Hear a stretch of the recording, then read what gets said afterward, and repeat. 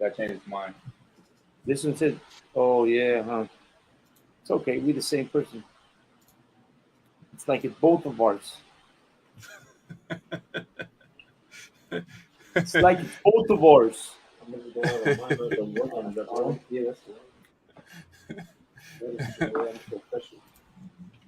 We're live now. All right, we live. Wait till people jump on right now. We'll get a few viewers to jump on in a second. Right now, if you want, if you can, share the show real quick. If you got a phone, something to share with, let's share it while Lahab gets me my beer. So like you, sir, it still says title pending. PK, Oh, you can yeah? contact isupk.com and we're coming. Actions speak louder than word, and we show action with what we say. Oh, man. Oh, there it is right there. Oh, we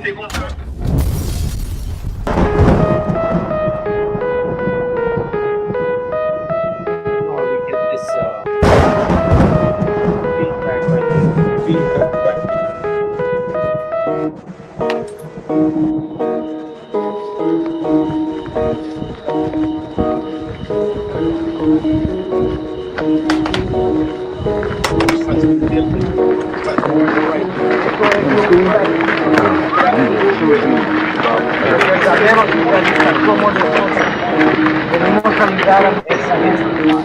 ¿Qué clase de ayuda les piensan dar ustedes? Tenemos comida, tenemos ropa, tenemos toda clase de cosas que necesitan. ¿Desde dónde vienen ustedes? Nosotros venimos desde Texas, pero nosotros estamos en todos los estados, desde Nueva York, Canadá, Brasil, Puerto Rico. Los hombres hispanos, negros e indios nativos somos los verdaderos israelitas.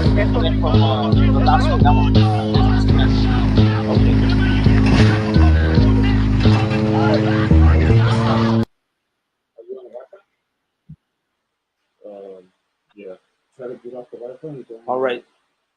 Let's see how we're doing here. We got a problem with the connection on my end. But, man, this is the ISUPK La Raza. Every Monday coming to you live from northern Mexico, occupied territory. As always, you know what I'm saying. This is Officer Kazak Yad. I got Officer 1000 Zara Y. We got Oscar War in the house. We got Malakma in the house. We got Lahab in the house. The Most High in Christ. Another Monday. We're coming here to you from the ISUPK headquarters, right? 125th Street, Harlem, New York City. You know what I said? Under commanding General Johanna Amatazai in the house, also with us today. I want to thank everybody for joining us. You got a little trouble tuning in. Don't forget, we're also on the ISUPK La Neta, Facebook, and also YouTube. So you can always jump in with us on YouTube and the other channels, just in case you see us go out of this one. We're also backing it up on those channels. Don't forget to tune in, share the show. You know what I mean? Share it, like it, and definitely join in and comment with us. All the comments are welcome. We're going to try to do the best to answer any questions you may have, anything you want to know, man. That's what we're here for. We're here to clear up anything that you want to know about. Yaka Allah, Shalom Yahweh, Shemir Shekatah, straight out of Odessa, Texas, tuning in. The water for joining in, Karnal. And, man, well, let's get straight to the point. Straight to the point. We want to thank everybody for joining us. And don't forget to share the show and get people in here, man. Let's do this. So let me see what I want to talk about today. We got something to talk about. I was still that whole thing about that, what's his name? That rapper with Tyga. Man, they still talking about that. They're still talking about how Tyga was disrespectful for using the word caramba. You know what I'm saying? Now, do you guys? I was telling Lahab today. Do you know that the word caramba is not even a Mexican word? Miguel Herrera, shalom, carnal. The word caramba, that's not even. We don't even use that word. Like Mexicans, we don't use the word caramba. That's like some like, I don't know, Portuguese. Some whack shit that other people use, but we don't use caramba. You only knew the words Mexicans really use, you know what I mean? And it's not caramba, that's for damn sure. You know, that's like Colombia. That's actually Portuguese and Spaniards. They use that word caramba. That's a word popular with the Spaniard and the Portuguese. That word caramba. And I'm going to tell you where it comes from. I kind of know because, man, I'm going to go into a word, right, that a lot of people find offensive. If you're from Sinaloa, right, or any part of Mexico, you've heard these words. And some people take these words offensively. They're like, oh, my God, I can't believe you're using that word. But, you know, we use the word vete a la verga. That's a strong word, right? And the Spaniards use the word vete al carajo. That's their word too. But both of those words just so happen to be from Spaniard descent. Because those two words are coming from parts of the ship during the time of slavery when the shipmates would be sent to el carajo or sent to la verga. Now I'm going to tell you what that is. The carajo is known as a crow's nest. You know what a crow's nest is? Anybody know what a crow's nest is? Con, sir. That's what a carajo is. So during the time of the voyage. Give me 1 second, God. Cool. I wanna bring that up, right? During the voyage of the Spaniards, they would use that word. It was called vete al carajo. You know what I mean? It's called vete al means is exactly what that word means. And let me go in here real quick. And what does this have to do with Tigger? Because Tigger don't even know what the hell he's talking about. Like he's out of knowing, you know, anything about our culture or Mexican culture. He's just doing it because it just seems like, I guess, the thing to do, you know what I mean? Or the thing to say, or just because it's a popular gringo word. Right. I'm going to use that. It's a gringo word for them to say caramba. Right. You know, that's not our Mexican word. We don't use that. We don't use that word. And let me find this real quick. I'm going to get this for you real quick because, trust me, I've worked with this before. And okay, let me see. Give me 1 second here, Racia. There we go. Let's see. Show me that.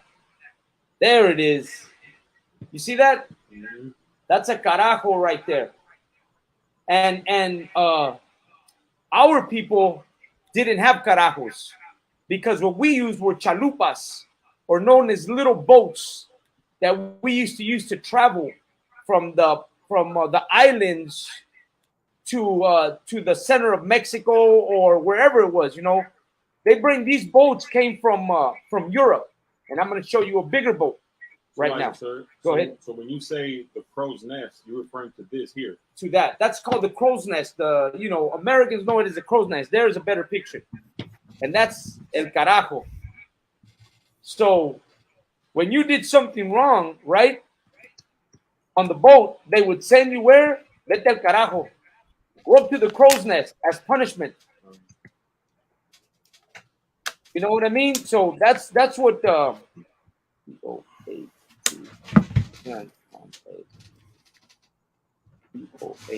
what a carajo is right there. A carajo is the crow's nest.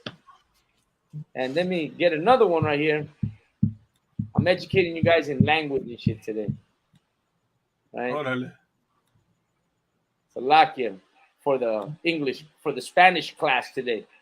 But just to point out that, you know, that fool of, what's his name? Tiger, he doesn't even know what the hell he's talking about. Tiger. You know what I mean?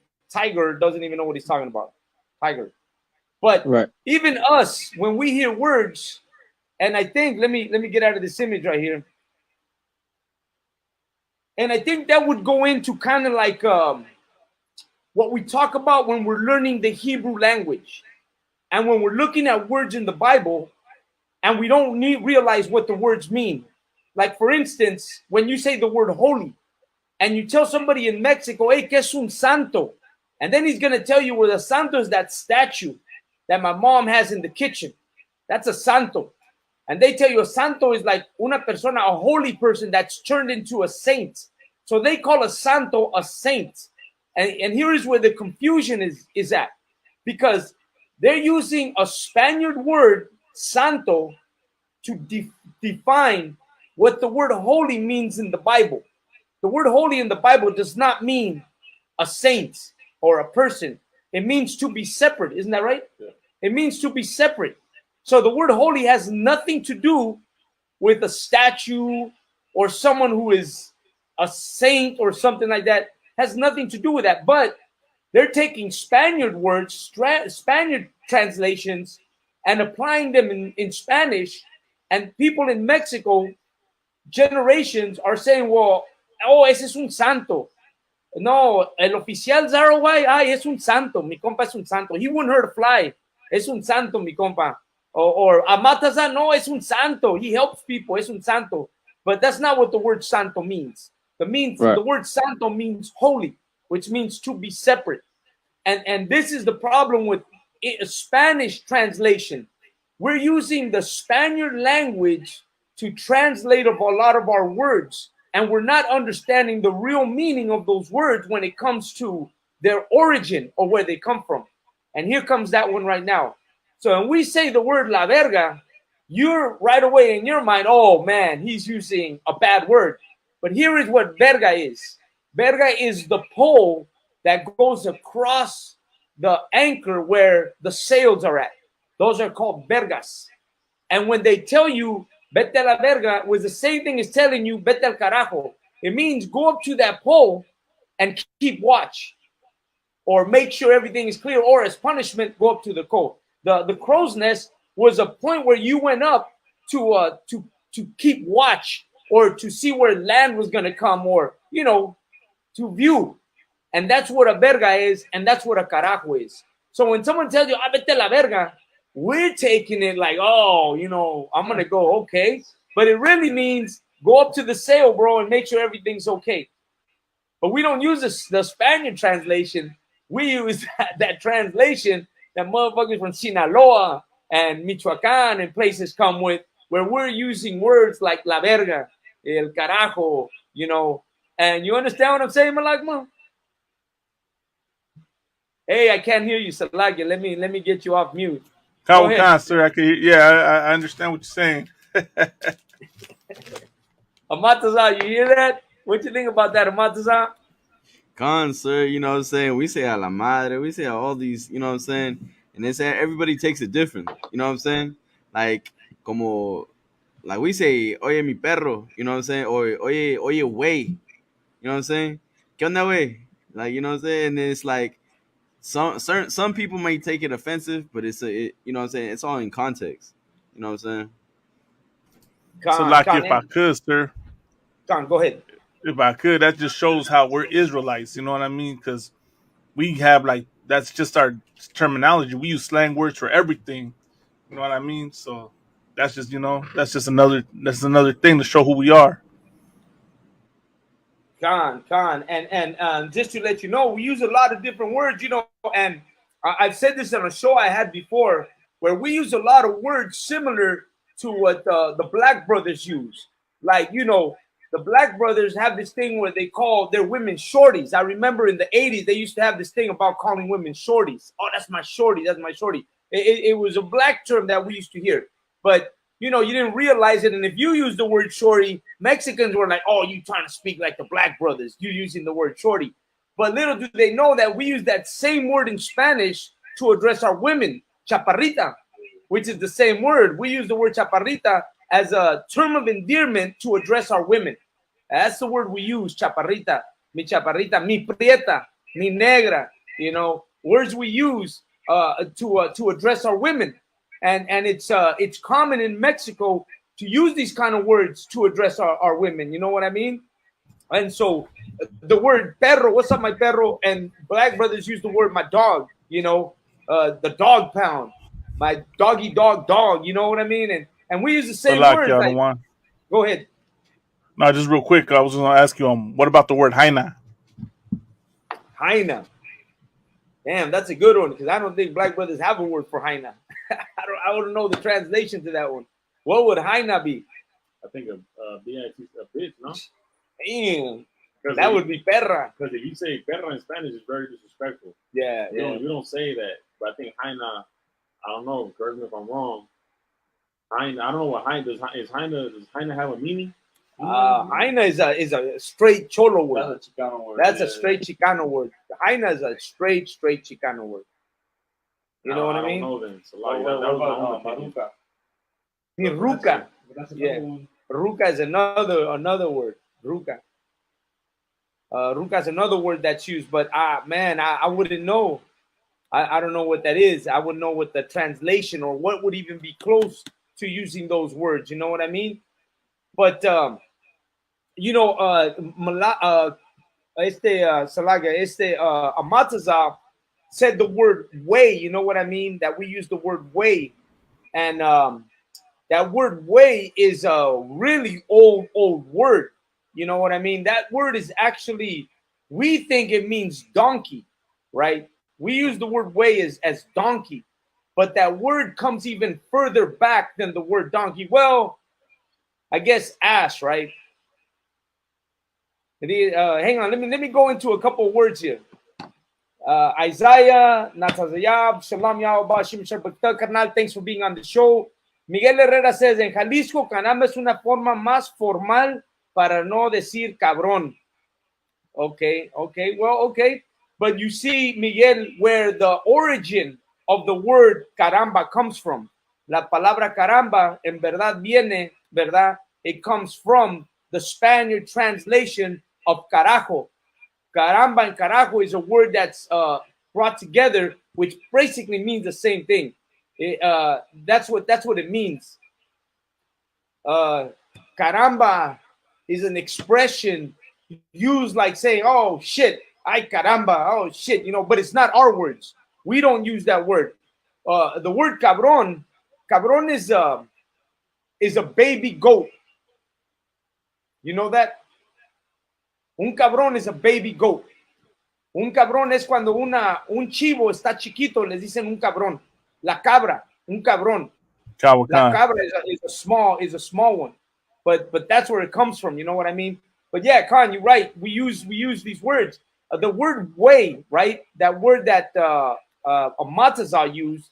That word way is really spelled B-U-E-Y. It's called buey, and it means like a ruler. That's what that word means. Buey means like a ruler of some type. It's actually a Nahuatl word. It's an ancient Nahuatl word, and it means a ruler. That's where that word originally comes from. So if you look up the word buey, it's gonna come up as the B-U-E-Y, I believe it's spelled B-U-E-Y. And let me see if I can find it, right? B-U-E-Y. Let me see if I can find that word buey. And Salakia, sir, and if I could, and that word is very insulting to some people. You know what I'm saying? Like, you can't tell them because it's like fighting words in a way, because it's like you're insulting them. You know what I'm saying? You're basically calling them a dumbass. You know what I'm saying? Like, you know what I'm saying? That's bien way, or quítate de aquí, way. Like, you know what I'm saying? Like, get out of here, dumbass. Or, you know what I'm saying? You're such a dumbass. And you know, el buey is like the big torote, the big bull, the big ass one, the one with the big horns, right? That's what that is. Okay, Salakia. So I found it, and it's not with the B. It's H-U-E-Y, huey. That's the word huey, platoni, huey, and the word huey is given to like to rulers. That's what that word huey means. Huey is a title. That's what it is. And I just found it. Let me tell you what the definition to that word way is. We're not going to go too much into this because, you know, okay, this is what it means. The word way is a Nahuatl word, which means great, grand, or big. So the great ruler, the big ruler, the grand ruler, that's what that word way means. H-U-E-Y. So the word way is like a word that you give someone who's a great ruler. Like Commanding General Yahana would be the way Platoni to all of us. He'd be the big ruler the big speaker to all of us. That's where that word comes from. It derives from a Nahuatl word, which means a great ruler or a great speaker, a big speaker or great speaker. That's where it comes from. And all this we're speaking about is because we're talking about this cat, what's his name? Fucking Tiger, who decided he was gonna take the video down, right? He decided, well, I'm gonna take the video down because a lot of Mexicans are complaining about this video I made where he's showing himself as a fat Mexican cholo, right? Eating potato chips and eating this and eating that. And I guess a lot of Raza was complaining about, hey, yeah, the word this and this. And he said, well, the word caramba, he didn't mean it to be offensive. But once again, like I said, this brother don't know nothing, right? That's why I'll tell you something. When I came into the UPK, I learned a lot about my Judite brothers and their culture. I learned a lot about the Benjamites, a lot about the Levites, things I had never known before. A lot of the history that I know now about the Black brothers in America came really from the ISUPK, stuff that you never heard of in school or anywhere else. Here you really found, their culture. And likewise, us Hispanic brothers or Latino, Mexican, Chicano brothers, we're going to come out here and we're going to give a lot of story and a lot of history that a lot of people don't know about. And we're going to be able to connect not only the way we've connected to their history, but they'll also be able to connect to our history. And it's important because we need to know each other's culture. We need to really know each other's culture because we do make a difference when we have certain things in our culture that make us, different and make us separate from everybody else in the world and show how we are all the same people. We know we live in the same barrios. We live in the same neighborhoods. We have the same traditions and customs almost. Our Black brothers love to barbecue. We love to barbecue. They like to hang out. We like to hang out. We drink. They drink. Music. Everything like this. Our car culture. Our style. Things like that. We connect. And the way we know this is because we begin to see each other's culture. And when we begin to learn about each other's culture, we start to get away from this stereotype that this cat, a Tigger, is exposing, because that's a stereotype. Like, I never want to see a Hispanic brother, do some video where they show, the Black brothers the way they speak about them. You know what I mean? Because, hey, I ain't gonna lie to you, Mexicans real goddamn racist. You know what I mean? That's a fact. I grew up in LA. I grew up in this area. I grew up within Black and Hispanics, and I know my people. I know how racist they could be. And so for us, it's important that we begin to come together and we begin to show, how closely related we are when it comes to cultures. You know what I'm saying? Go ahead. Anybody want to interrupt? Go right ahead. So, like, sir, if I could, I just wanted to say, like, it comes to show, right, that we got a lot to learn about one another. You know what I mean? When it comes to all the tribes, and that's one thing that we can all take the opportunity to learn and get and know more about one another, because that's one thing that doesn't go down, and especially with the raza and with Black folk, there's a lot we don't know about each other, and everything we perceive about one another is what's been, portrayed to us with stereotypes. So hence why you get cats like Tiger making the videos he makes, and then why you get the raza that responds the way they respond, being racist as hell. So it's just it's ignorance, right? And that's something that we can correct as a people. We can be willing to talk. We can be willing to communicate and learn from one another. And you know what I mean? Like what the scriptures say, right? If you have an issue with your brother, you go to him and him alone. And if your brother, and if he hear thee, right, thou has gained thee, brother. So if a brother comes to you, right, like in the example we could use, right, is with Tiger, because the Mexican community let him be known that they were offended by it. They came to him and told him they didn't like it. And in response, ultimately he did hear it because he took the video down. So that's kind of like an example. We just, if we were to be, you know, learn more, be willing to talk these issues out and hear one another, like we can resolve these issues without having to go to, you know, to the streets and having to, you know, go kill and murder one another. Right? What we teach here in ISUPK is the remedy to end black versus brown beef, black on black crime, brown on brown crime, right? The issue with the paisas and the gente over here hating on each other, you know what I mean? Like the carnalismo we teach is the solution and the answer. And we can see, you know, examples of it, you know, as the Lord is putting the spirit on brothers outside to demonstrate it. You know what I mean? But Salaki, I got the floor to the next brother. Go ahead. Somebody jump in real quick.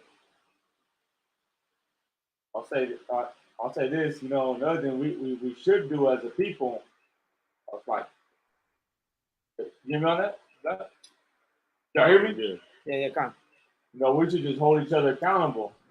So like Right. our people, if one of us decides to make a racist remark against another tribe, so for example, if there was a Israelite or so-called Mexican who was being racial against a black man or Puerto Rican or Salvadorian, us as Mexicans need to hold him accountable.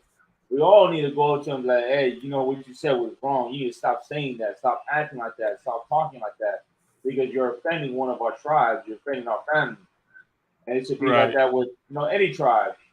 Any tribe that's saying something against Issachar, Mexicans, they should be held accountable for the things that they say. Now, Tiger, he doesn't represent all black men. He doesn't represent the tribe of Judah. He's just one fool who just, like I said, he's just in the world, so he's gonna say worldly things. Honestly, not a big deal.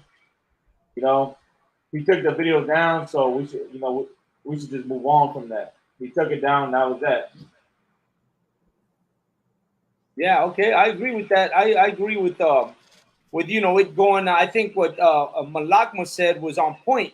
You know that you know he spoke to the brother. You know they met, they talked about it, and they took it down, which is probably the most important thing of all, which is showing brotherhood to each other. You know, people do shit out of ignorance. Hey man, they in the world, they're gonna do shit out of ignorance. Right. You know what I mean? They're gonna do stupidities.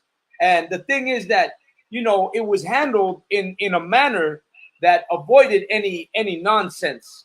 You know, the tensions are really high between black and Hispanics in different areas. You know, we don't need to have anything else come in between to make us, you know, come against each other anymore. You know what I'm saying? I think right now we're living in a time when there's trying to be more unity between black and brown. You know what I'm saying? Because we know that they're being killed and we're being killed. We're being persecuted. They're being persecuted. And I say the word persecuted, but I really mean the cops are coming down both on black and Hispanics heavy. Our communities are being, once again, you know, what is that? How can I say it? Haunted by police shootings, police brutality across the nation, both in black and Hispanics.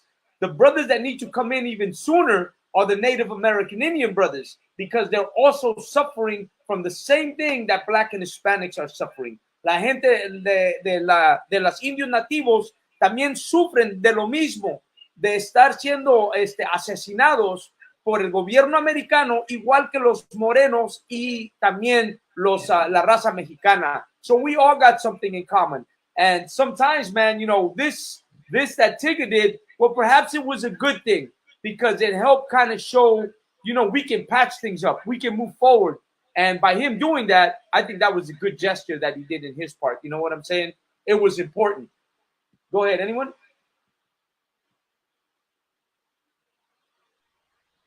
Come on, sir. Go ahead, Zarwine. Yeah, I was just gonna reiterate the point you was making. You know, is that us as Black, Hispanic, and Native American Indian people, if one thing we can agree on is that we have the same enemy. You know, the same oppressor, the same people that's killing every single tribe. That's something that we can unify on. You know, and something that needs to be brought to the forefront. Salakia. No, absolutely, absolutely. So you know, that's important, man. That's really important. Now, I'm going to tell you something. Another story we're going to get into that kind of connects to this, and we can kind of like go right off of it, is that in Mexico we got a lot of how could I say, we got a lot of white people moving into Mexican areas and gentrifying our country now. Now you got a lot of people from America, right? White people from America moving into Mexico, and the prices of houses are getting high. The businesses are now moving into their hands, and we're seeing a lot of gentrification going on in Mexico. So for us to fight here over this garbage that is it's not even our spot, and we're starting to see it happen in our country, in Mexico, and we can see how who's the real problem here, where the real problem is coming from. It's not coming from black brothers and sisters. Tell you the truth, when you talk to a black brother, they're like, oh, Mexicans moving in. No, brother, let me tell you, we moved in, but we were cool with you living right next to us. White people got a problem with you moving next to them, or you living in their communities, or them moving in and then being like, oh, there's too many black people here, and trying to raise the rent, raise the prices on houses, raise mortgages, raise the standard of living in areas where we can no longer afford it as Hispanics and blacks. We can no longer afford these places. Is getting to a point where they're moving us out just by increasing the standard of living within your own area. You know what I'm saying? And we're seeing it happen in Mexico right now as we speak. Mexican people, La Raza out there, they're like, man, these white people moving in, and they're making it hard to live in our country. You know what I'm saying? Anybody got anything on that? I'll say this. Touch on what you're saying, and it's where they're moving. Out of all of the places where they could have moved, they moved to the F. Right. F is Mexico City. So they moved. They're gentrifying the hood. And the F is where the pyramids are at. That's like the home for Mexicans. They done gentrified Cancun and Baja California, right? Baja California, Rosarito. Those are tourist areas. So now they're moving on to Mexico City. And now you got like a Starbucks, you got cafes. No, down there like Highland Park. You go to Highland Park, and Highland Park used to be the hood, used to be a Mexican community. Now you go to Highland Park, now there's a bunch of hippies in Highland Park. Like I said, the Starbucks, cafes. There's a bunch of white folks walking around what used to be ours. Highland Park, for those who don't know, is like a South Central LA or like a Watts. You know what I'm saying? But it was just predominantly Mexicans. So the white man, he's moving down to Mexico City and doing the same exact thing, which shows you that he just doesn't stop. He doesn't know when to stop. He's just gonna keep going, taking everything that belongs to us, taking our neighborhoods, taking our cities, and then putting his Starbucks and putting his cafes and putting his culture in what belongs to us. Right. Which is the very little that we had. We really don't have much, but he's willing to take the very little that we have. You can go into that scripture in Obadiah where it says that the thief, anybody can pull it. That in Obadiah it might be 1 or 12, where it says that if a thief went into a house, he would take some of the things that are in that house. Right. But Esau, he doesn't take some things. He takes everything in the house. You know what I mean? And that's what he did. He came to America. He went to Mexico, took our land, took everything, and then put us inside ghettos. Put us inside reservations. And now he's coming for that. Now he's coming for your reservation. Now he's coming for your ghetto. He's not leaving you with anything. Any brother got that scripture? Come, sir. All right, go ahead. Book of Obadiah, chapter 1, verse 5. If thieves came to thee, if robbers by night, how art thou cut off? Would they not have stolen till they had enough? If the he's saying that, if a thief goes to your house, he gonna steal till he has enough. He's gonna steal a couple things. A thief gonna go into your house and just take what's most valuable and then get the hell up out of there. He's on the run, right? Keep going. If grape gatherers came to thee, would they not leave some grapes? How are the things? It's like How are the things of Esau searched out? How are his hidden things sought up? That's it. The point is that the devil, the white man, our oppressor, he just keeps taking and taking and taking and taking, and that's what he's doing out there in Mexico City. I believe we have an article on that too. That's what he's doing out there in the EFA. He's just out there doing the same exact thing that he's done for the past 500 years, which is keep taking our land, keep taking our our resources, taking things that belong to us. Before you know it, you're gonna see a big red, white, and blue flag in the EFA. Right? Damn. You know what I'm saying? I'm telling you, they're gonna take everything. You know, like what more does our oppressor have to do for you to learn that he is not our friend?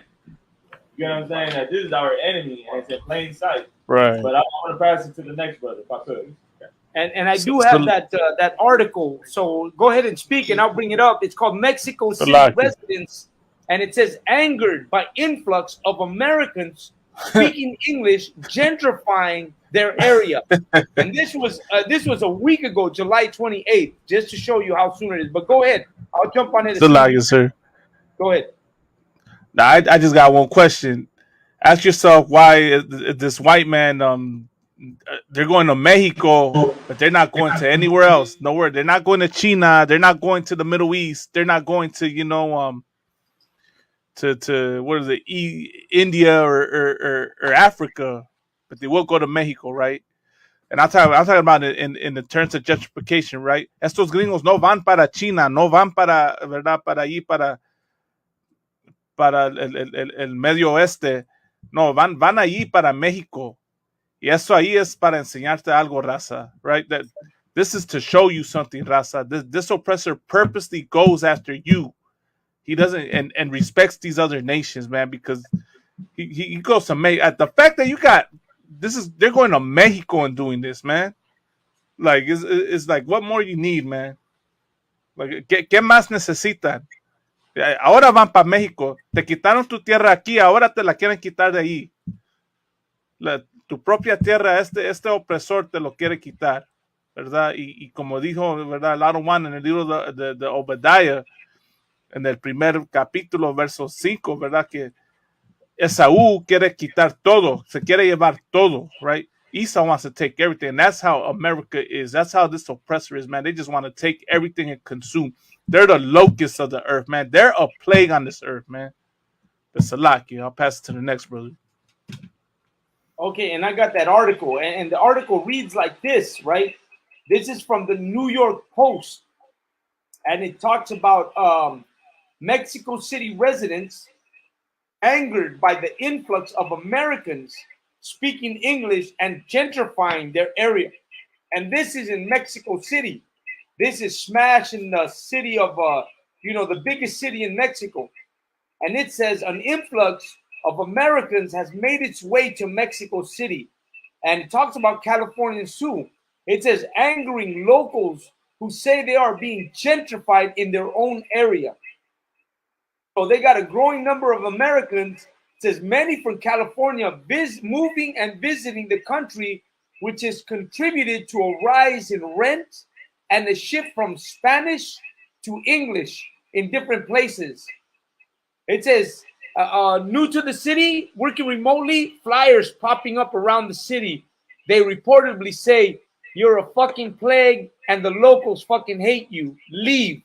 Wow. You know what? In Hawaii, they got this saying that says, welcome to Hawaii, now go home.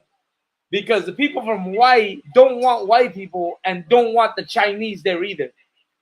It says the articles outline how Americans have brought a scent of a new wave of imperialism as taquerias and corner stores have slowly transformed into coffee shops and Pilates studios. English is also reportedly becoming the most prevalent as more Americans are moving and visiting Mexico City to take advantage of lower rent and the ability to stay in Mexico for 6 months without a visa. So imagine that. Yeah, Mexico allows white people and other people to go there and be there without even a goddamn visa. Man, you cannot be from El Salvador, Guatemala, Mexico, or Central America, or any place in Mexico or Latin America, in America, for a week before you get arrested and put in for deportation for not having a goddamn visa. And America is supposed to be, what is it? A humane place with where they check for human rights and make sure human rights are not being violated. I'll tell you what, Mexico is more of a human rights place than any other place. Go ahead. That president of Mexico, like, if he was really for the Mexican people, and if we really love this country, he'd do the same thing that Donald Trump did to America, to Mexicans in America. He'd be like, they're not bringing their best. Right. They're bringing criminals. They're bringing rapists. They're bringing drug dealers. I assume some of them are good. Right. Right. You should do the same exact thing and send all these white folks right back over there. Absolutely. Send them all back to America, and then put some of them in cages. And you know what would the outcry be if the president of Mexico started putting white people inside cells and cages? Right. Good night, man. It'd be an all full out war in Mexico. You know what I mean? It'd be a big thing. You know, you wouldn't even see the war in Ukraine no more. You would see everything would be focused on Mexico because Mexico decided to put an American inside a cage. That's what he should do. You know, if you had some love for his country, he'd be like, yeah, you know, you guys did it to us, so here you go. I'm gonna do the same exact thing to you. I'm gonna pass it up. So, next so like, sir, if I could, go ahead. Just real quick, to them white people moving out there, why don't you do it why don't you get in line like everybody else? Right. No. You know what? Better yet, stay in America. Stay in America. Mexico has its own problems it's got to take care of. They can't support you. Right? Why don't you stay in America like the brave people you are and fix your problems at home? Why you got to come and mess up my country? Right. No, that's right. That's heavy. No, absolutely. That's the way we should see it. Go ahead. Amatazar, go ahead. No, I was just gonna say, sir, like, you know what I'm saying, what every brother is bringing out is heavy because I mean, Mexicans get so much hatred in a state that is theirs. You know what I'm saying? That a land that belongs to them, and then they come over here, and then they go over to Mexico, and it's like, you know what I'm saying, they could come out, you know what I'm saying, walk in the street, no fear. I don't know if anybody remembers SB 1070. SB 1070 was targeting all Mexicans. I mean, Mexico got to pass a bill that's targeting all white people. You know what I'm saying? Todos los gringos, todos los gabachos que están allá, que los saquen de ahí, pues, porque si no, lo que va a pasar es que ellos van a abrir sus negocios y ahora va a dejar la gente del estado en pobreza, pues. You know what I'm saying? That's all they're trying to do. I mean, you can't, like, tenemos que ver eso como una plega, pues. You know what I'm saying? Like, we got to look at it like this is a disease, like it's a cancer that needs to be removed, because that's what they are, man. Like, once you see them, just be careful, man. I mean, we've seen it in history, we see it in the schools, and we see it everywhere. You know what I'm saying? And even in the supermarkets. You know what I'm saying? We can't trust these people, right? It's like to Officer Mataza. Now, to say real quick to Officer Mataza, what's that saying about roaches? Once you see one, you know there's many more around. Right. Yep. If I could, go ahead, can y'all brothers hear me? Come. Brother, I just want to bring out a comment that the brother said, and then I want to touch on it. Brother Shapat Sayak said, but they let them stinking Afghan and Ukrainians with no weight for a visa. And that's true. You understand? They brought the Afghans over here when they had the revolution and the government was taking over. They brought them over here with no problem. They didn't run them through no immigration camps. The Ukrainians, the same thing. They brought them over here with no process of them going through ICE camp. And ICE is supposed, like, people don't even know this. ICE is for all immigrants. It's not only for Mexicans and Latinos. But people think it's only for Latinos because we're the only ones in there. Right. You understand? The majority of people in there is Latinos, but it's really for all immigrants. But we're the only ones in there because we're really the ones who are being targeted. You understand? Because they don't want us to come back to our own land and so forth.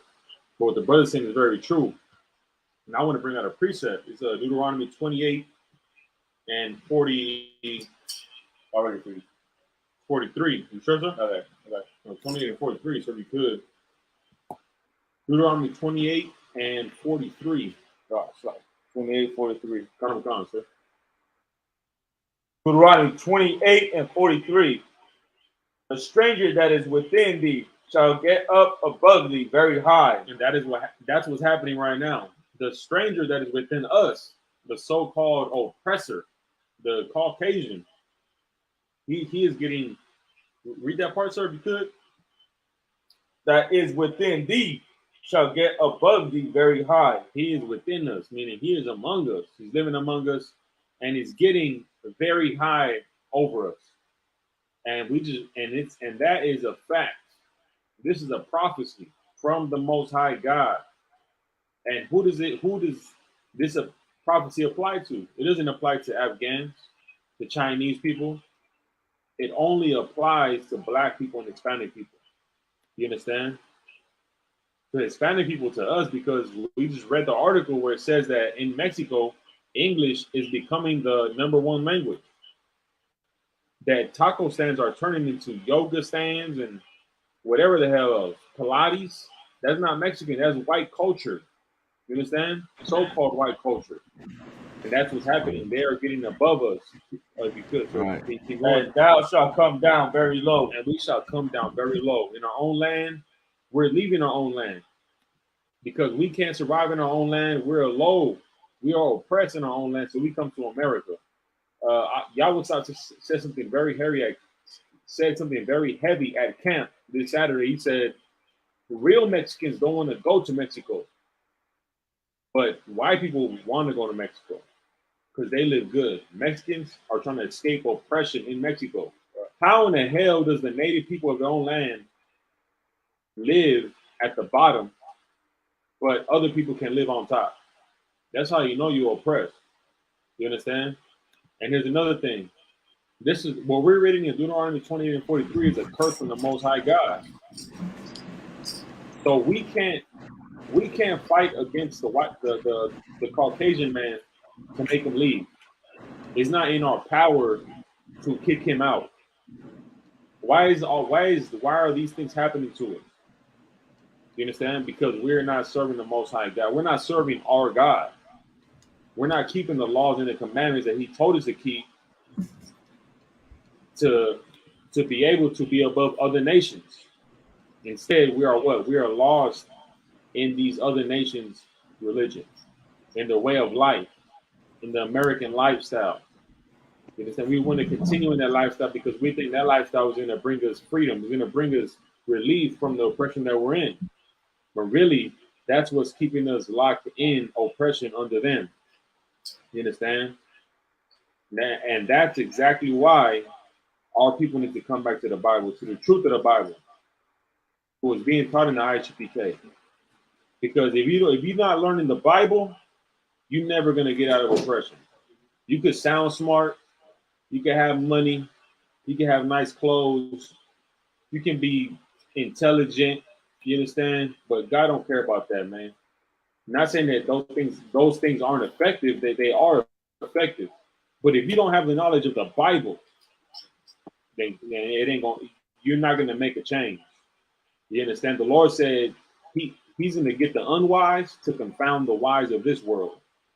And that's what's happening in the IHPK. God is taking the drug dealers, ex-convicts, ex-murderers, damn sisters who were prostitutes, and He's taking them and making them righteous so that we can wake up our brothers and sisters, man.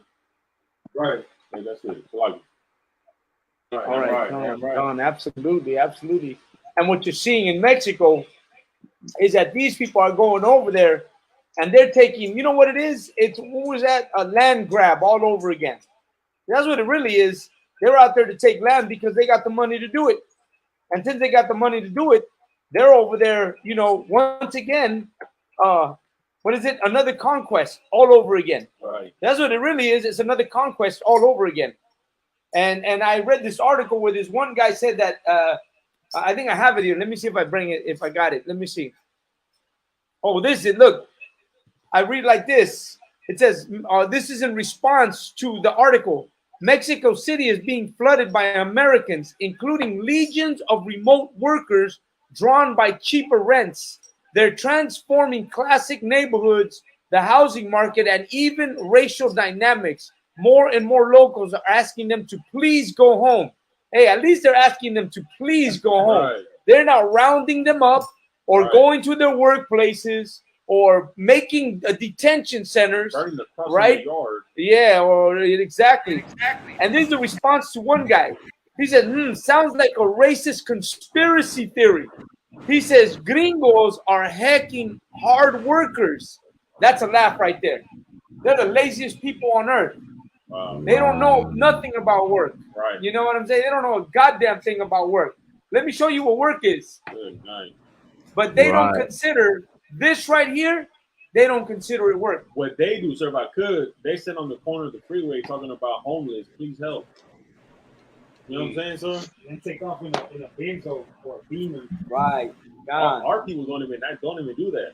They either alcoholics or they're working hard. This right there is work. You're not gonna see them begging. Right. Period. This that you're seeing here, that's work. That's work in Mexico.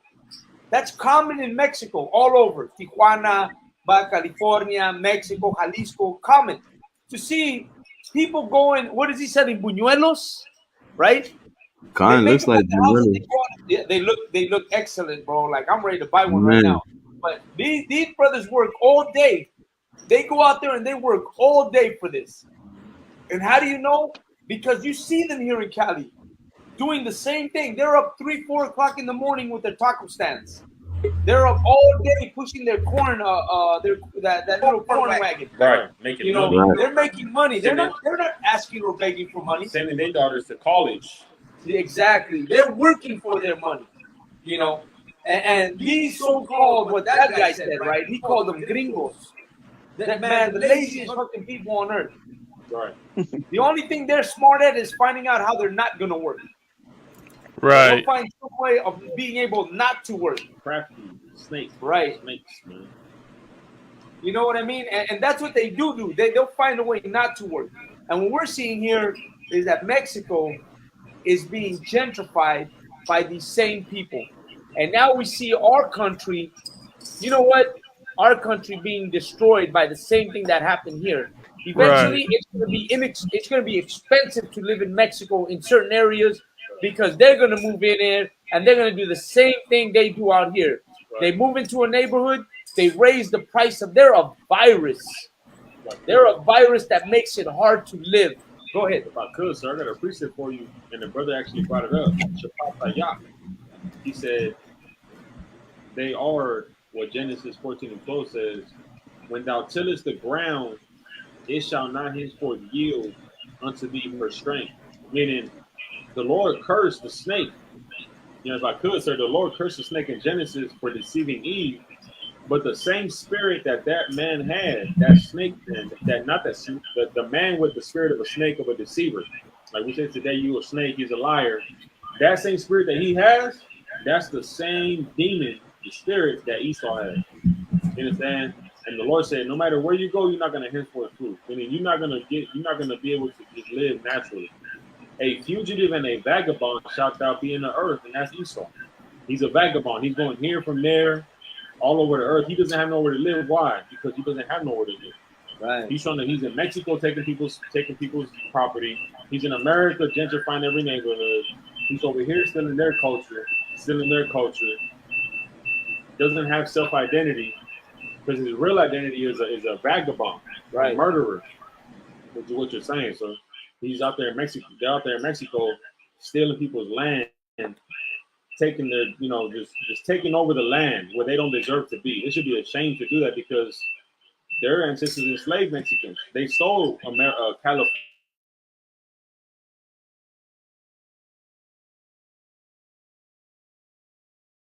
When their own people don't even let Mexicans be in America without a reason. And I guarantee you those same people in America, in Mexico who are American, they voted for Trump. They're against Mexicans coming to America. You understand? Con, you're So like, absolutely right. No. So like, sir, if I could. That's what we go ahead. Now, I was gonna say real quick, another another culprit that needs to be called out and addressed, right, is that Catholic Church, because of the Catholic Church and the Christian Church, that Christianity, right? Because this is how Mexico receives these gringos, right, that come up in here and literally stealing our country from us, right? Our homeland from us. But meanwhile, how was Mexico treating, the Hondureños, the Guatemaltecos, right? The people from Central America coming into Mexico, going to America. America made Mexico, go after them and lock them up and deport them back to El Salvador. Didn't let them come in. But you're going to let these gringos come in. You're going to let the Afghans come in. You're going to let the Ukrainians come in. And that's because of white Jesus. That's because of the Catholic Church, man. We see these people as, like as godlike and holy, and we treat them better and we'll hate on our own. You know what I mean? So that's just something I wanted to point out. Salaki.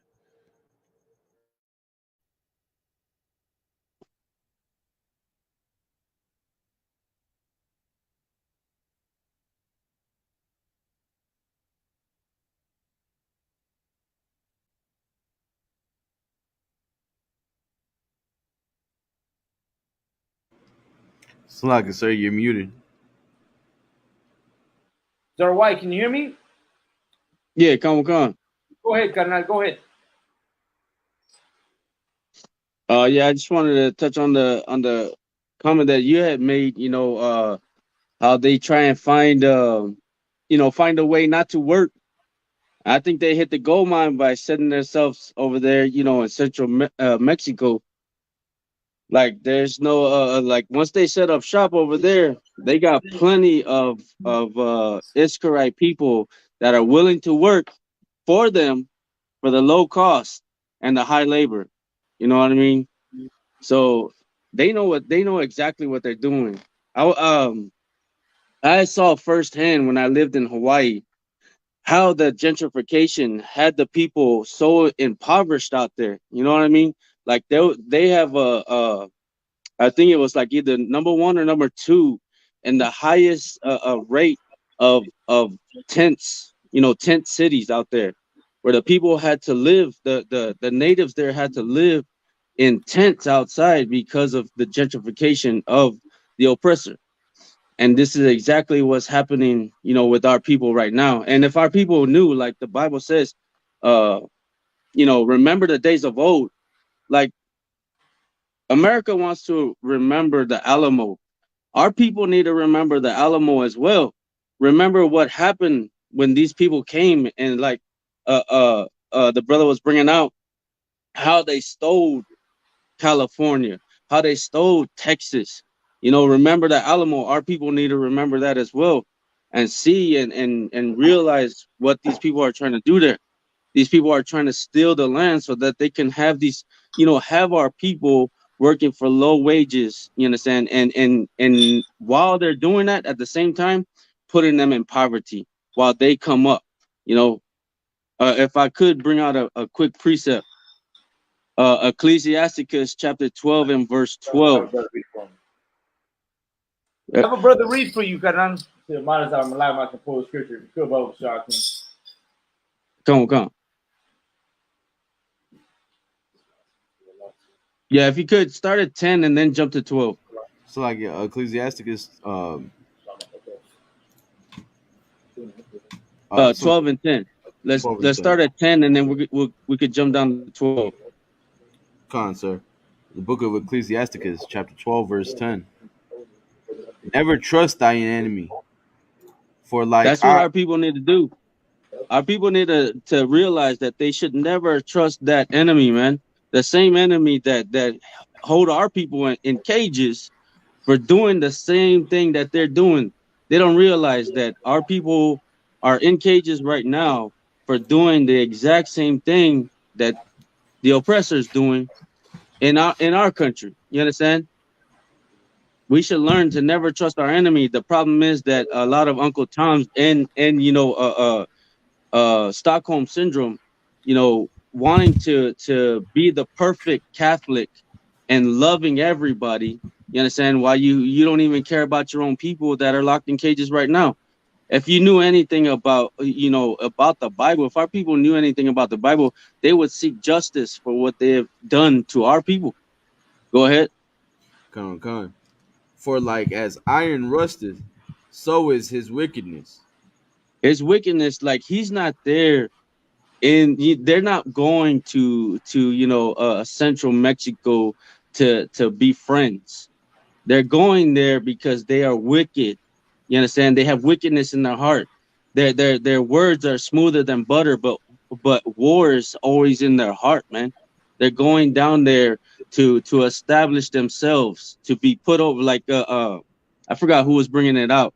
Like, how can we, it be our country and we're the ones on bottom still. You understand? And they're on top. But let's jump down to verse 12. Baba Kasha. Con. Verse 12.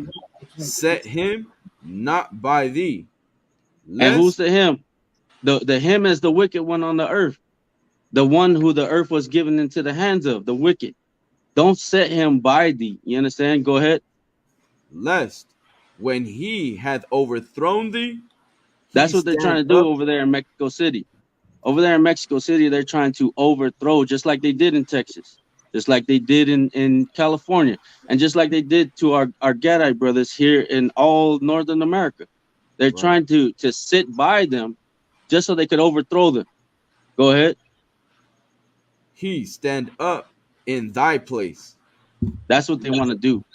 They want to stand up in our place, like he was bringing out. That's our country, but yet we're the ones on bottom, and they're the ones that are able to live on top. You understand? Go ahead. Lest he seek to thy seat, and thou That's what they art want to do. They want to take our seat. You understand? That's like they're the vagabonds and the thieves of all the earth. They take the whole earth in their possession by theft, rape, and murder. Like, that's their culture. Their culture is theft, rape, and murder of the whole earth. That's the only thing that they've ever contributed to the earth is theft, rape, and murder. There's no other thing that the so-called oppressor has ever contributed to the earth. Salakia? Oh, go ahead. No, go ahead. Continue. gone.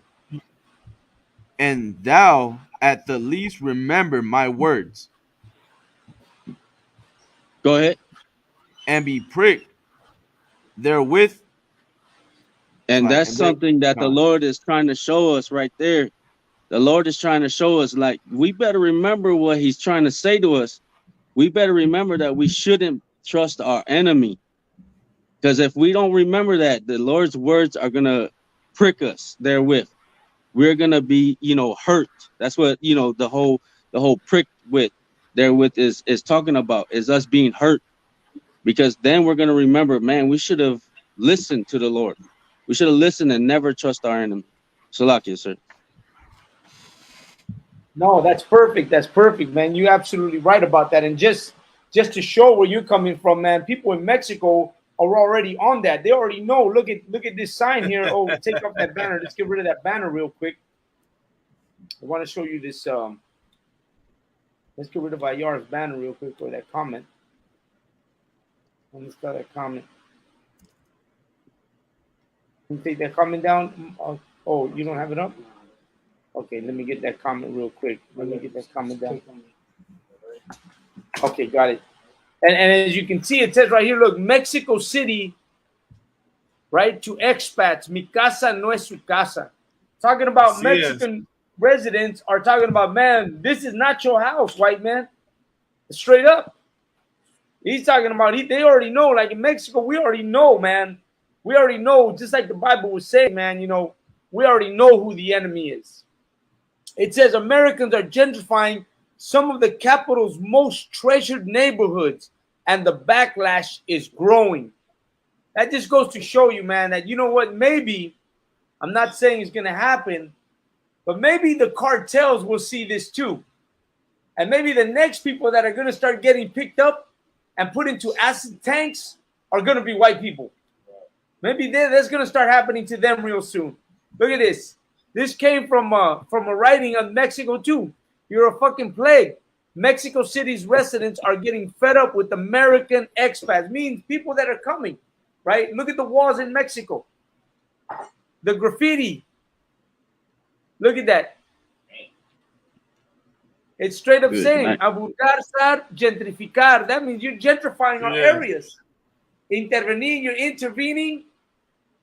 It says, and to abandon, to get out of here, man. You know, Mexican people, man, out in Mexico know better than us here in America.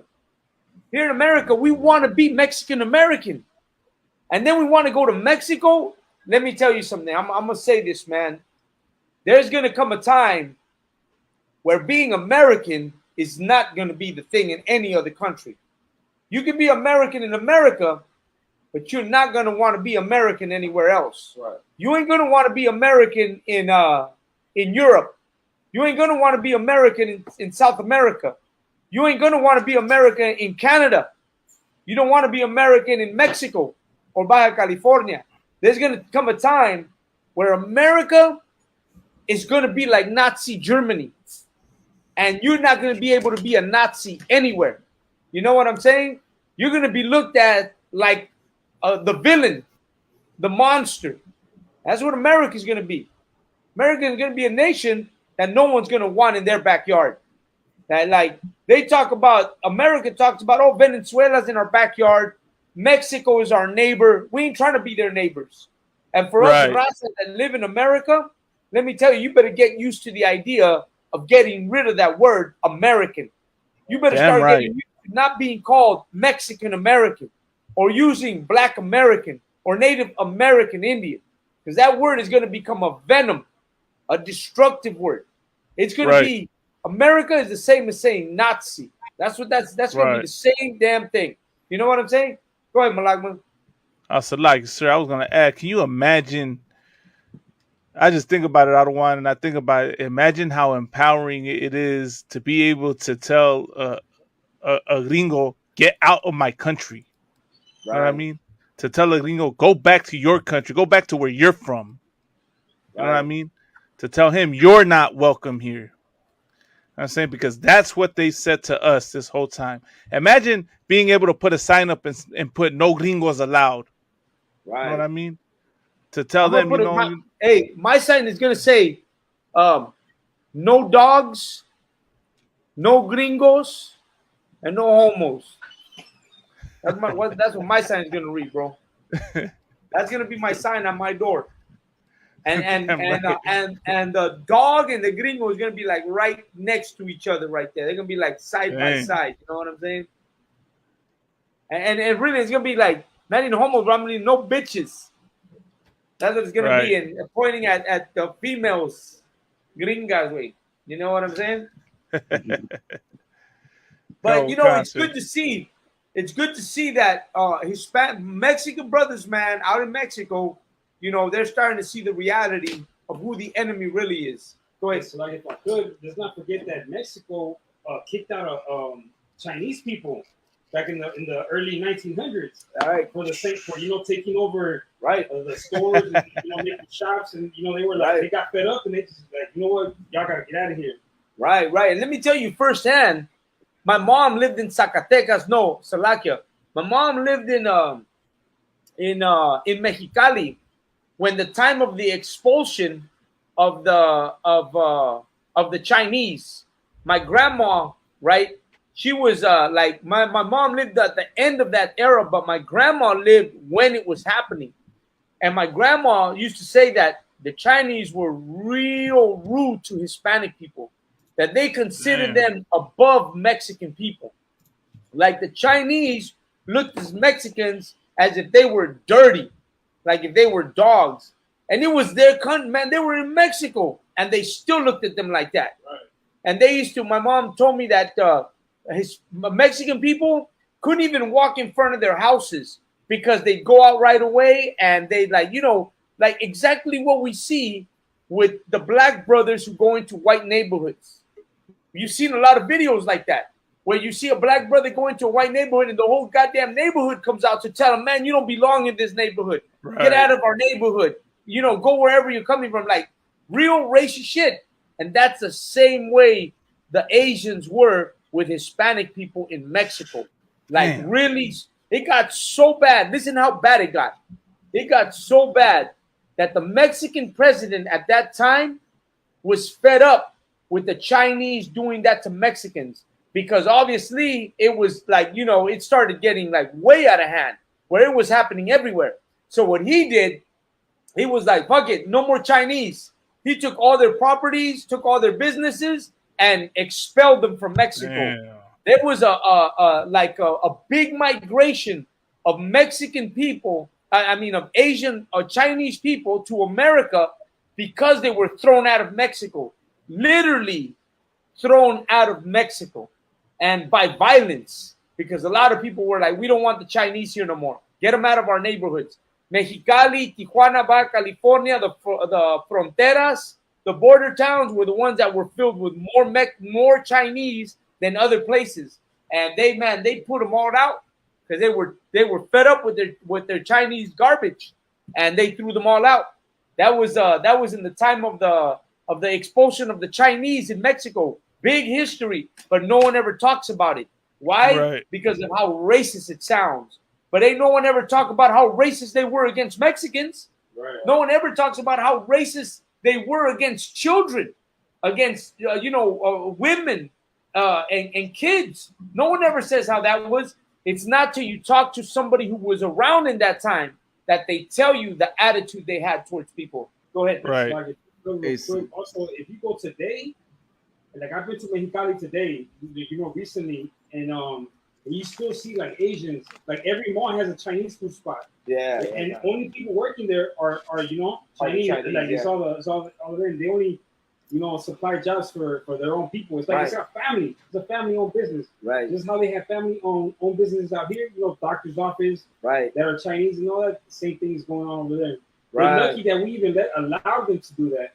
Right. And you don't even know that the Chinese didn't allow their children to marry with Mexicans. Right. That was not allowed. Chinese had to marry into Chinese families. Right. So I've talked about this before. There's a famous store called Tiendas La Ley in Mexico, in the city of Mexico. Tiendas La Ley is the oldest supermarket.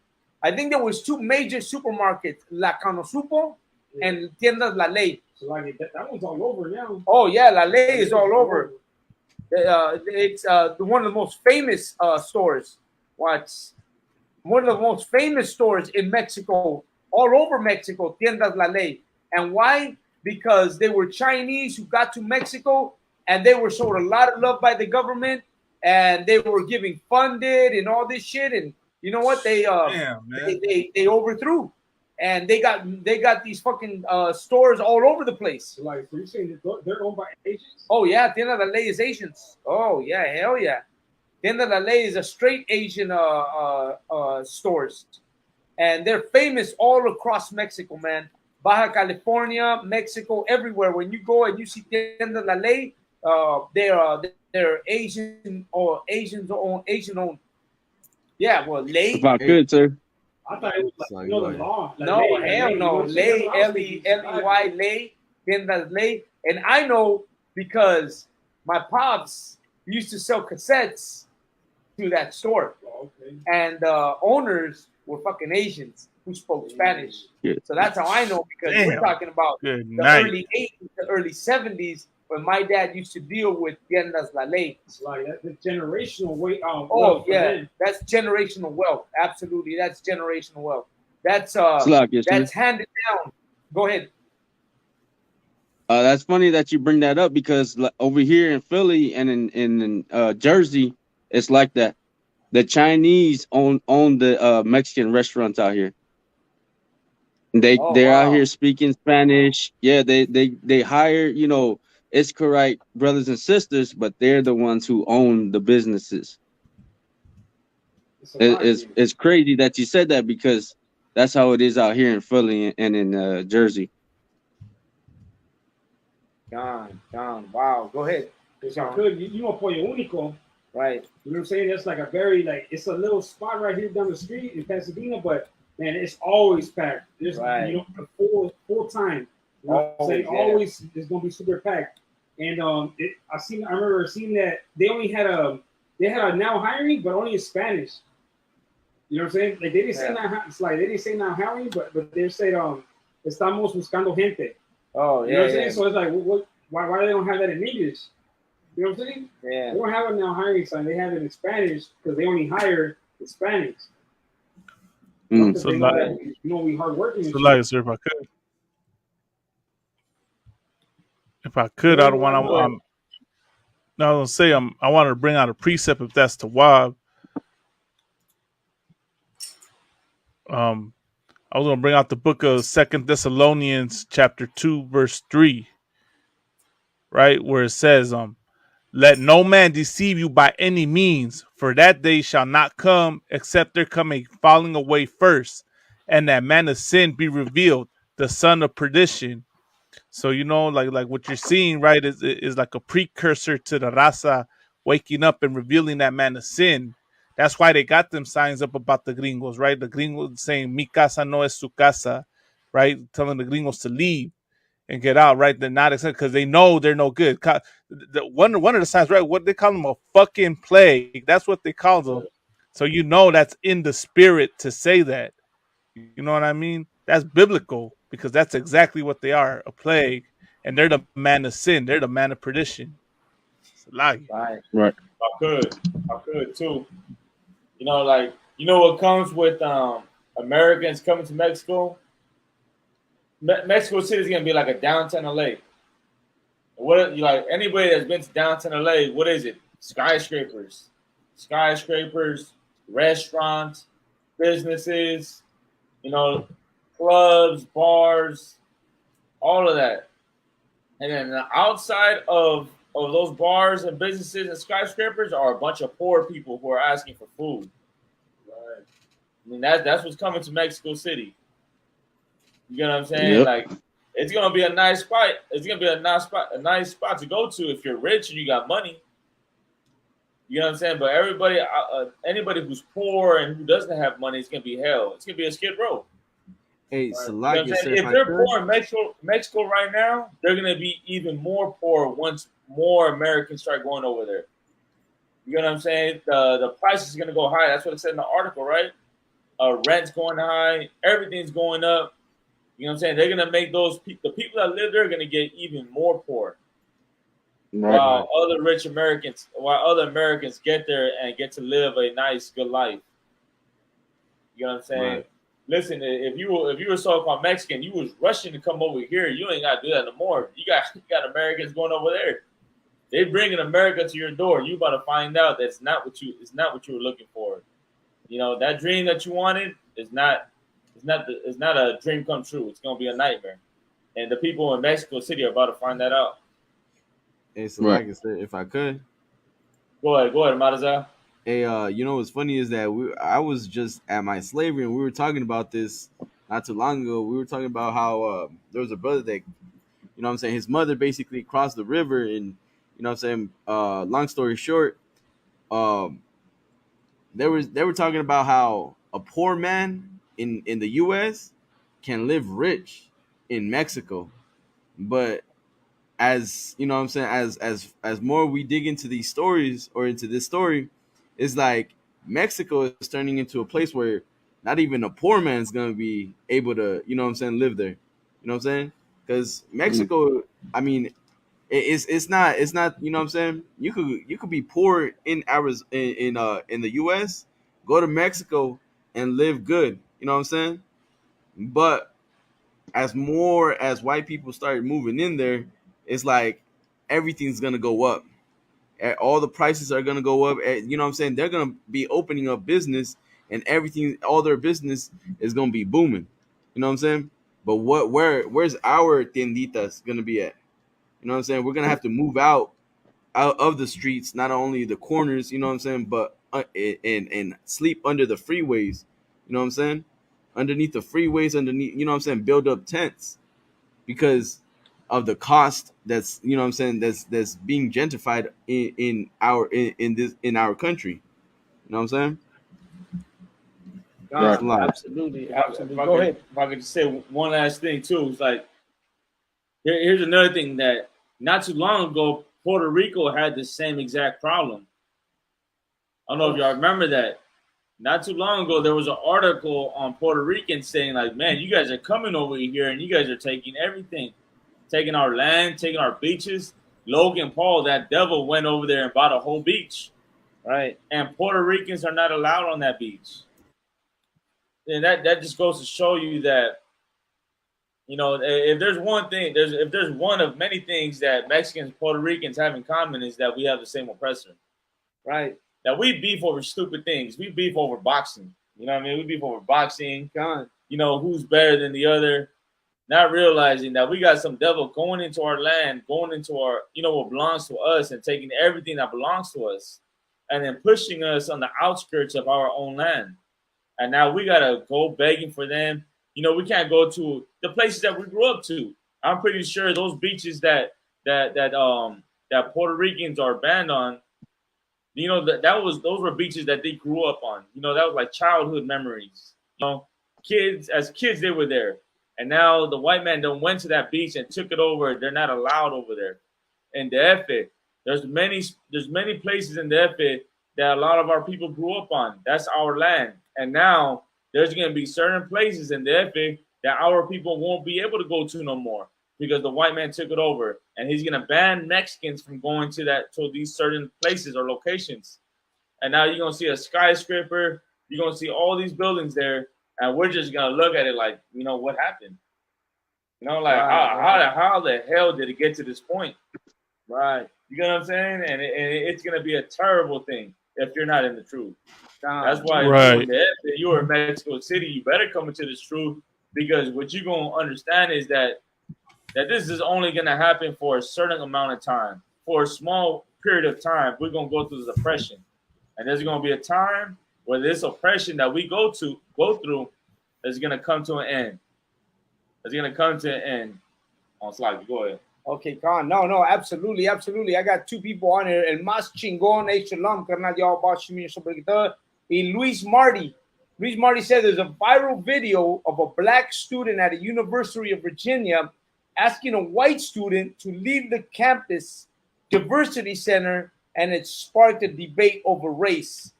All right, I see that. You know, let me tell you something. You know, what we're talking about today, right, about how Mexico is being gentrified by white people.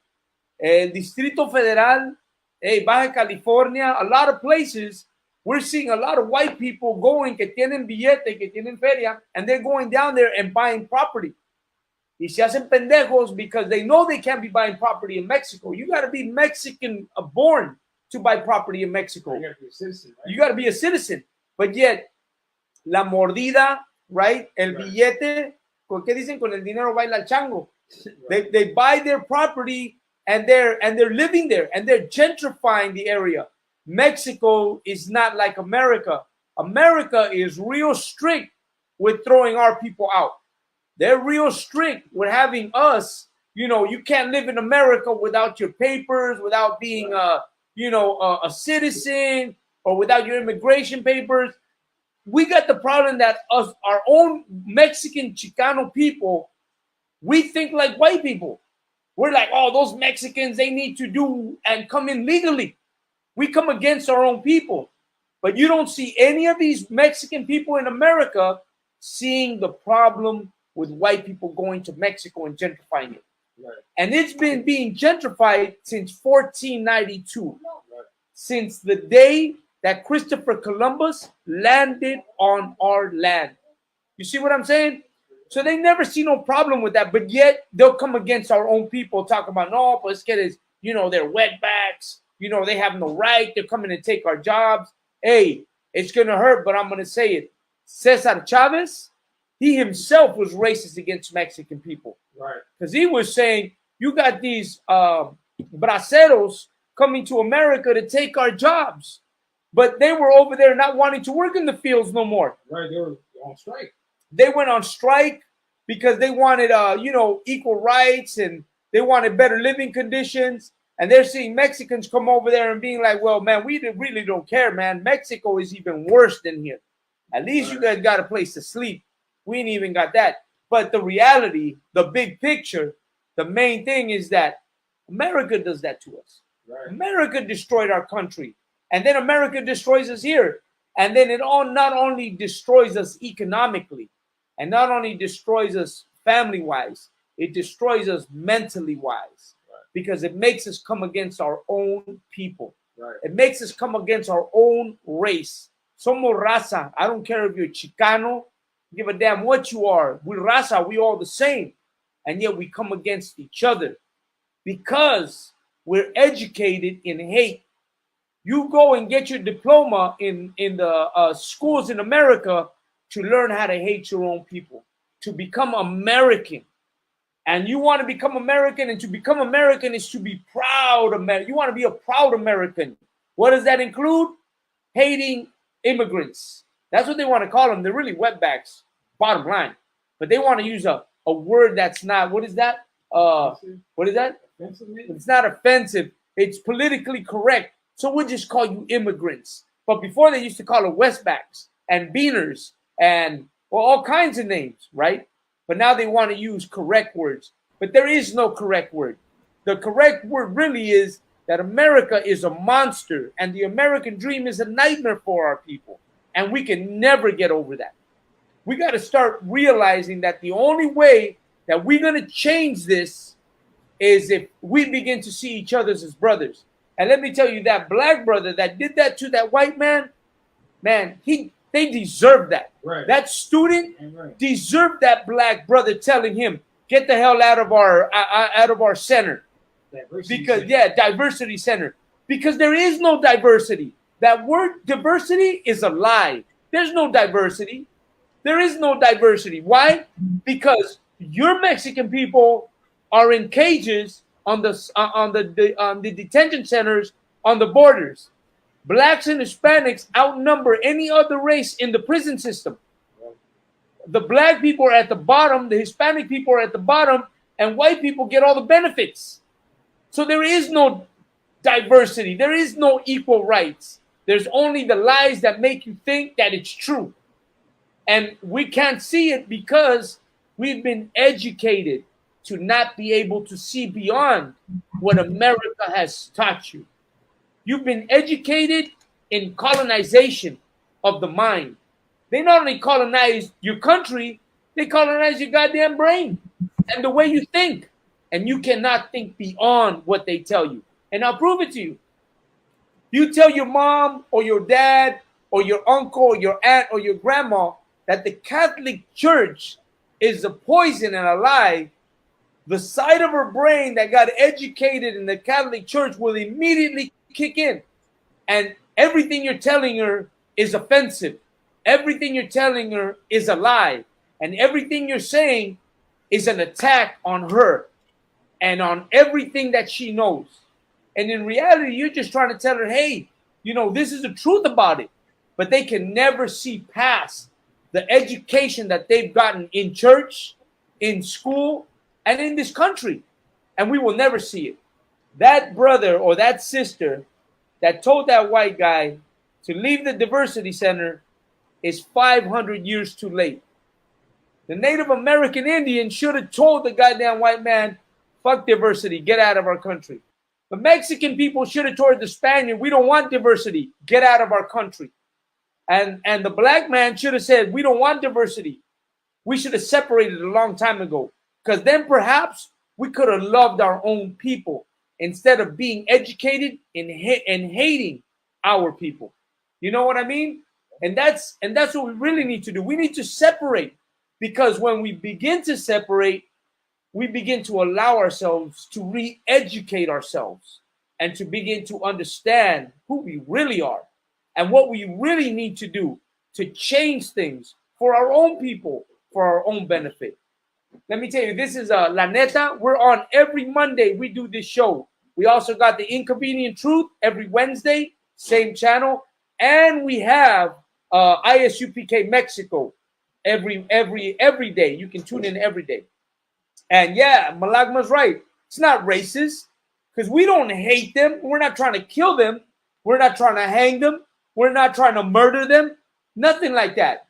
We're not trying to do any harm to these people. What we're trying to do is separate our people from liars, thieves, rapists, and murderers. What's wrong with that? Ain't nothing wrong with that. We should have done that a long time ago. Any last words, Zarawai? Go ahead, carnal. Yeah, Con. A lot of heavy points. To touch on what you were saying, the precept that Officer Malakma brought out, you know, it's not hatred, you know, it's not racism. We're not harming people, but that son of perdition needs to be revealed.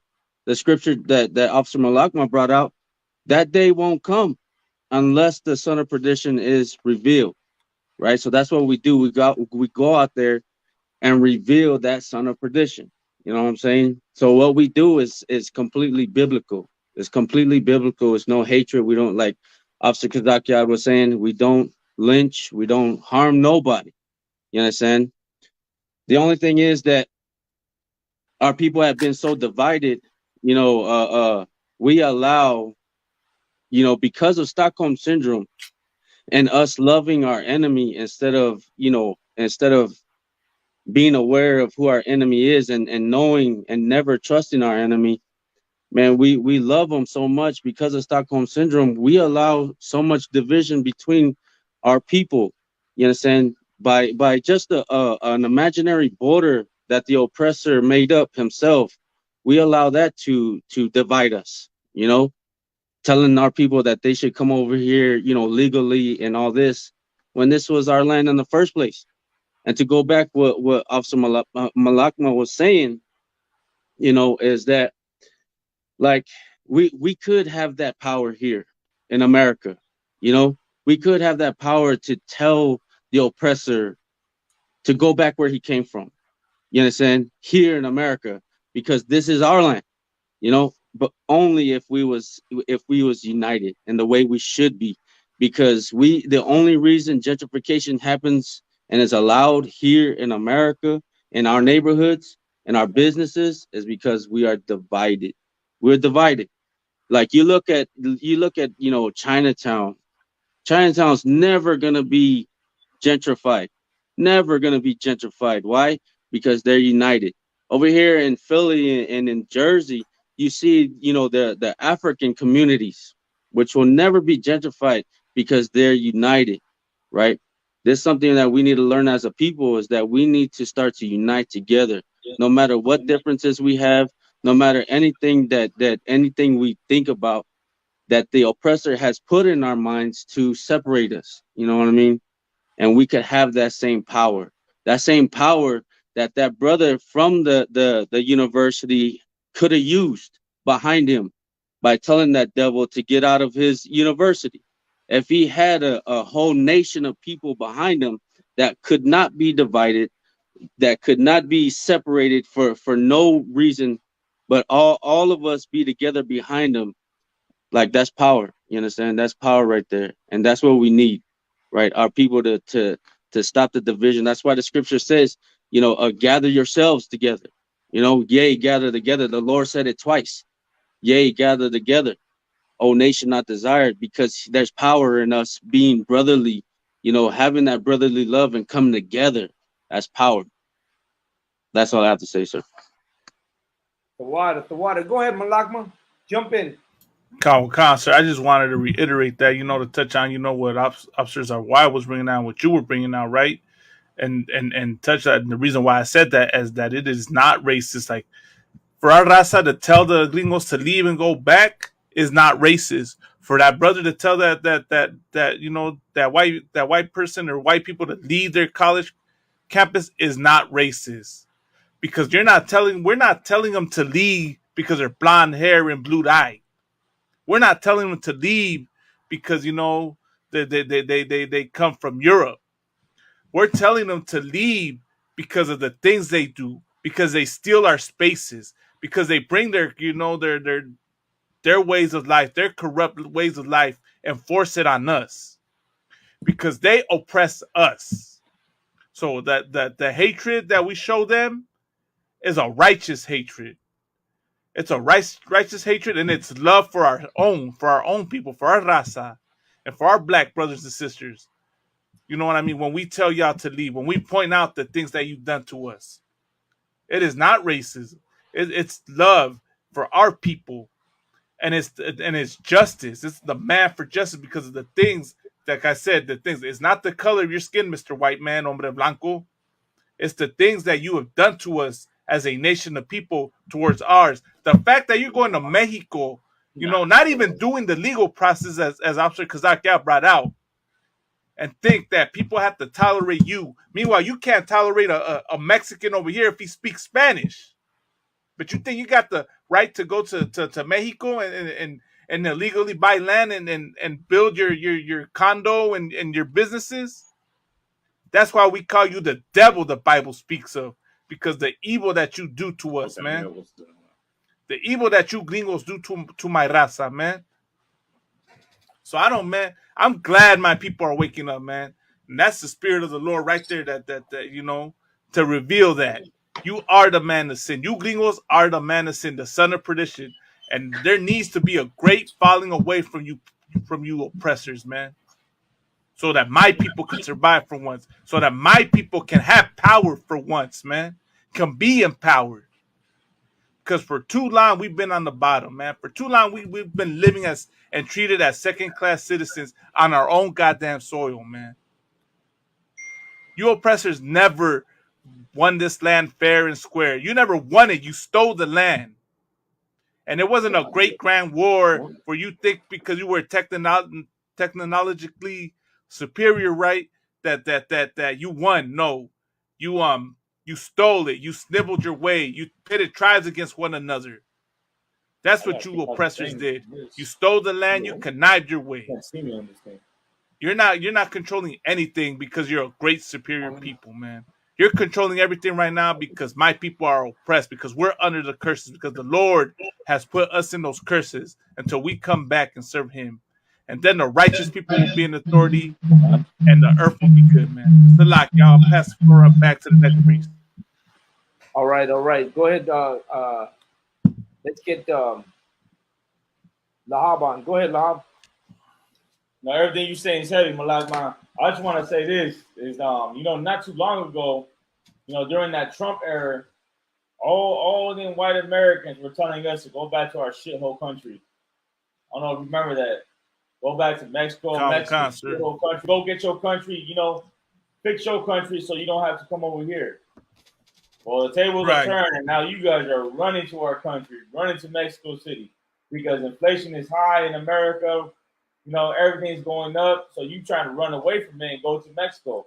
And like I said, in Mexico, if that president had any balls, any integrity, and really loved his people, he kicked all them white folks out of there, man. Right? He kicked all of them out. Where's your green card? You have a permit. You have a permit to have a business. You should tell them those things, man.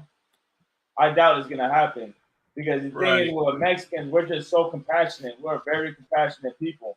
And the problem with us is that we give that compassion to people who hate us, and we don't give that compassion to our own people.